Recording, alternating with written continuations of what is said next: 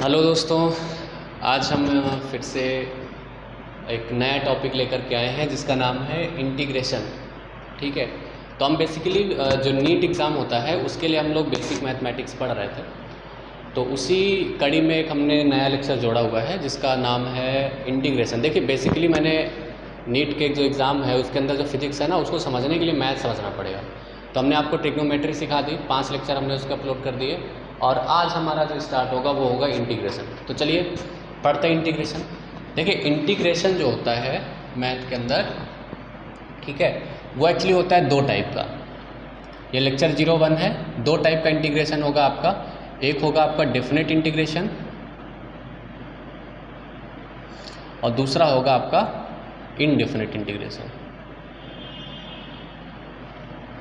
ठीक है, तो आज हम थोड़ा थोड़ा दोनों को जानने वाले हैं कि डेफिनेट इंटीग्रेशन को हम कैसे सॉल्व करेंगे और इनडेफिनेट इंटीग्रेशन को कैसे सॉल्व करेंगे। देखिए, अगर कहीं पे ऐसे, जैसे सबसे जो बेसिक प्रॉपर्टी हो तो वो सिखाता हूँ मैं, x की power n d of x। यहाँ पे आपको ये ऐसा क्वेश्चन है कि दे दिया जाएगा या ऐसे दे दिया जाए x की power n d of x, और हमने लिमिट आपको दे दी 1 से लेकर के -1। ठीक है, ये आपको लिमिट दे दी। या मान लो a to b, अभी स्टार्टिंग है, एक जर्नल बता रहा हूँ, तो a to b लिमिट ले लेते हैं। तो यहाँ पे आपको ना कहाँ से कहाँ तक इंटीग्रेट करना है वो नहीं पता है, लेकिन यहाँ पे आपको a से लेकर b तक के इंटीग्रेट करना है। तो ये यहाँ पे हमें डिफिनिट हो गया ना कि हमें कहाँ से कहाँ तक इंटीग्रेट करना है। तो इसको हम बोलते हैं डिफिनिट इंटीग्रेशन और इसको बोलते हैं हम लोग इनडिफिनिट इंटीग्रेशन। तो दोनों को सॉल्व करने का तरीका अलग है, बस थोड़ा सा चेंज है। जैसे देखो, इसको अगर सॉल्व करना होगा, इस तरह के इंटीग्रेशन को सॉल्व करना होगा, तो हम बेसिकली क्या करने वाले हैं, जो हमारा पावर होगा, जैसे यहाँ पे पावर n है, तो इसके अंदर हम लोग क्या कर देंगे, एक जोड़ देंगे। n में एक जोड़ोगे तो n+1 हो जाएगा, और जो पावर बनेगा जुड़ने के बाद वही नीचे लिख देना है, और उसके बाद एक कांस्टेंट लिख देना है c। हो गया इंटीग्रेशन डिफिनिट का। ठीक है, इनडिफिनिट का, सॉरी। अब डिफिनिट का करेंगे यहाँ पे, तो डिफिनिट का हम लोग कैसे करेंगे, रूल वही है, पावर में एक जोड़ना है और पावर नीचे उतार लेनी है। ठीक है, उसके बाद आपको बड़ा ब्रैकेट लगाना है और यहाँ पे लिखना है a to b। यहाँ तक समझ में आया। उसके बाद नेक्स्ट काम क्या करना है कि जो भी आपका कांस्टेंट है नीचे, जैसे डिनोमिनेटर में n+1 या कांस्टेंट, इसको बाहर ले लो। उसके बाद आपको क्या करना है कि जहाँ पे भी हमारा x है वहाँ पे पहले अपर लिमिट रखना है। अपर लिमिट क्या है, b, तो x की जगह पे b रखेंगे और पावर n+1 है, n+1 लगा दिया power, minus lower limit. Lower limit यहाँ पे क्या है, a, तो x की जगह पे a रख देंगे और पावर n+1 लगा देंगे। तो ये आपका जो है आंसर बन जाएगा। इस तरह से हम क्वेश्चंस को सॉल्व करते हैं। ठीक है, चलिए क्वेश्चन लेते हैं, यहाँ पे एक एग्जांपल लेते हैं दोनों का कि सॉल्व कैसे करते हैं।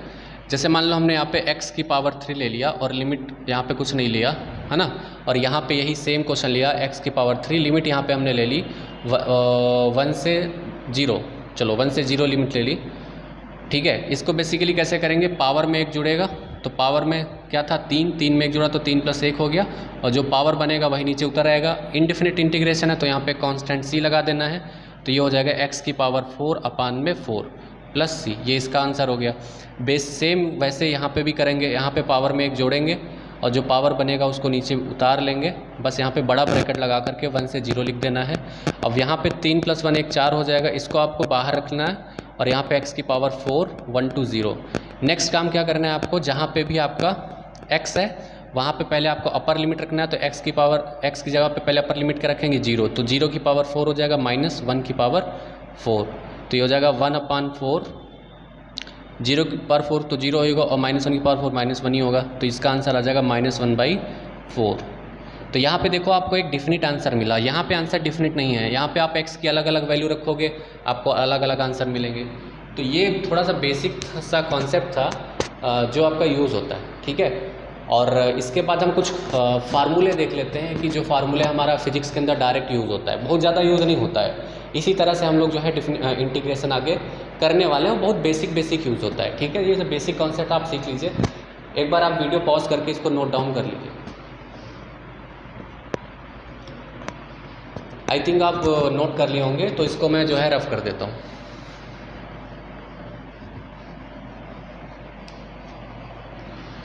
एक चीज़ अपने दिमाग में बैठा लीजिए। देखिए, जैसे कि अगर आप किसी भी, जैसे मान लो अगर आपके पास f' है, ठीक है, अगर आपके पास f' है, अगर आप इसको इंटीग्रेट कर दोगे ना तो आपको f(x) मिल जाएगा। मेरी बात ध्यान से समझो। मैं एक एग्जांपल के तौर पे आपको समझाता हूँ। देखो, जैसे मान लो सबको डिफ्रेंसिएशन पता है क्या होता है, जैसे D by D x of x की पावर 3, इसको अगर डिफ्रेंशिएट करना हो, है ना, तो इसको डिफ्रेंशिएट करेंगे तो इसका डिफ्रेंशिएशन क्या हो जाएगा, 3x²। अब मान लो हमें ये काम आएगा, जैसे फिजिक्स के अंदर काम आता है, मैं बता रहा हूँ। अगर मैं इसको इंटीग्रेट कर दूँ, जैसे हमारे पास यहाँ पे जो इंटीग्रेशन आया है 3x, ये जो आया डिफ्रेंशिएशन, अगर मैं इसको x के रिस्पेक्ट में इंटीग्रेट कर दूँ तो हमें क्या मिल जाएगा, ओरिजिनल फंक्शन मिल जाएगा। देखो कैसे, इंटीग्रेशन में क्या होता है कि जो कांस्टेंट टर्म होते हैं उसको बाहर कर लेते हैं, यहाँ पे x² हो जाएगा d ऑफ x। इसको फर्दर सॉल्व करेंगे तो ये हो जाएगा 3x³/3, है ना, ये चीज़ हो गया। और यहाँ पे 3 से 3 आप जो है उड़ा दो तो यहाँ पे क्या बन जाएगा, x³ बन जाएगा। तो आपको पता चला ना। तो अगर आप जैसे मान लो हमारे पास कोई फंक्शन है, उसका डिफ्रेंशिएशन हो चुका है, तो उसको अगर आप एक बार डिफ्रेंशिएशन हुआ तो आप उसको एक बार इंटीग्रेट कर दोगे तो आपको ओरिजिनल फंक्शन मिल जाएगा। 2 बार डिफ्रेंशिएशन हुआ तो आप 2 बार दो बार डिफ्रेंशिएशन हुआ है तो आप 2 बार इंटीग्रेट कर दोगे तो आपको वही ओरिजिनल फंक्शन मिल जाएगा। ठीक है। अब यहाँ पे हमें बेसिकली क्या करना है कि 2 फार्मूले बहुत ज़्यादा यूज़ होते हैं। जैसे कि पहला है, अगर आपको साइन एक्स का इंटीग्रेशन करना है तो इसके लिए डायरेक्ट फार्मूला है, साइन एक्स का इंटीग्रेशन होता है minus cos of X plus C. और दूसरा है, अगर कॉस ऑफ एक्स का इंटीग्रेशन करना है, ठीक है, तो ये होता है साइन ऑफ एक्स, क्योंकि इंडिफिनिट इंटीग्रेशन है तो सी हमें लगाना पड़ेगा। और तीसरा है, अगर मान लो आपके पास एक्सपोनेंशियल है e की पावर x, तो e की पावर x का डिफरेंशिएशन और इंटीग्रेशन दोनों e की पावर x ही होता है, क्योंकि इंडिफिनिट इंटीग्रेशन है तो यहाँ पे हम कांस्टेंट लगा देंगे। ठीक है दोस्त, इससे ज़्यादा आपको ना फिजिक्स के अंदर मैथ में इंटीग्रेशन नहीं पढ़ना है। ठीक है। और इनडिफिनिट इंटीग्रेशन, डिफिनिट इंटीग्रेशन दोनों हम बता दिए हैं। अब देखिए, इंटीग्रेशन पढ़ तो लिया है, लेकिन इंटीग्रेशन का यूज़ कहाँ पे होता है मैं आपको बता देता हूँ। देखो, इंटीग्रेशन का जो यूज़ होता है ना, वो हम लोग मैथ वाले जो बच्चे होते हैं उनको पता है कहाँ पे यूज़ होता है। मैथ के अंदर जैसे एक टॉपिक है एप्लीकेशन ऑफ इंटीग्रेशन, उसके अंदर हम लोग क्या करते हैं, एरिया निकालते हैं। जैसे कि मैं बेटा बोलूँ कि आपको, उसको मैं रब कर देता हूँ, एक बार इसको रब कर देता हूँ। ठीक है।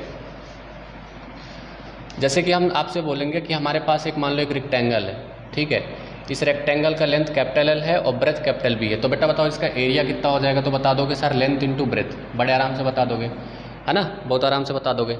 लेकिन अब मान लो हम रेक्टेंगल की जगह कोई ऐसी बॉडी दे देते हैं, इर्रेगुलर शेप दे देते हैं, इर्रेगुलर शेप ऐसे दे दिया। अब आपने कहा इसका एरिया बताओ, अब तब आप इसका एरिया नहीं बता पाओगे। तो आप जब इसका एरिया नहीं बता पाओगे तो आप क्या करोगे, आप इंटीग्रेशन का यूज़ करोगे। कैसे करते हैं हम, एक छोटी सी स्ट्रिप मानते हैं, मान लो एक हमने छोटी सी स्ट्रिप मानी, ठीक है, और इस छोटी सी स्ट्रिप की जो थिकनेस थी वो dx थिकनेस है, और मान लो इसका जो लेंथ है वो x है ना। तो अब इसका एक तरह से ये जो है एक तरह से रेक्टेंगल बन रहा है कि नहीं बन रहा है ना। तो अब इसका हम एरिया आराम से निकाल लेंगे, ये हो जाएगा x इंटू डी एक्स, और इसको इंटीग्रेट कर देंगे। अब मान लो कुछ लिमिट लगा दिए कहाँ से कहाँ तक निकालना है ना, इंटीग्रेट कर दोगे तो आपको इसका एरिया मिल जाएगा। ठीक है। तो हमें ये चीज़ समझ में आ गया कि इंटीग्रेशन का यूज़ फिजिक्स के अंदर कहाँ पे होता है। जैसे हम लोग क्लास 12 की जो फिजिक्स पढ़ेंगे ना, उसके अंदर इंटीग्रेशन का काफ़ी यूज़ होता है। वहाँ पे हम लोग क्या करते हैं, छोटी छोटी स्ट्रिप्स मान करके फिर उसको इंटीग्रेट, जहाँ कहीं पे भी स्ट्रिप माना जाएगा वहाँ पे आपको इंटीग्रेट करना ही पड़ेगा। तो इंटीग्रेशन का यार इतना ही कॉन्सेप्ट है ना। और अगर आपको मान लो कोई चीज़ नहीं समझ में आती है तो आप वो हमें कमेंट करके बता सकते हैं, उसका हम एक सेपरेट वीडियो बना देंगे। Thank you.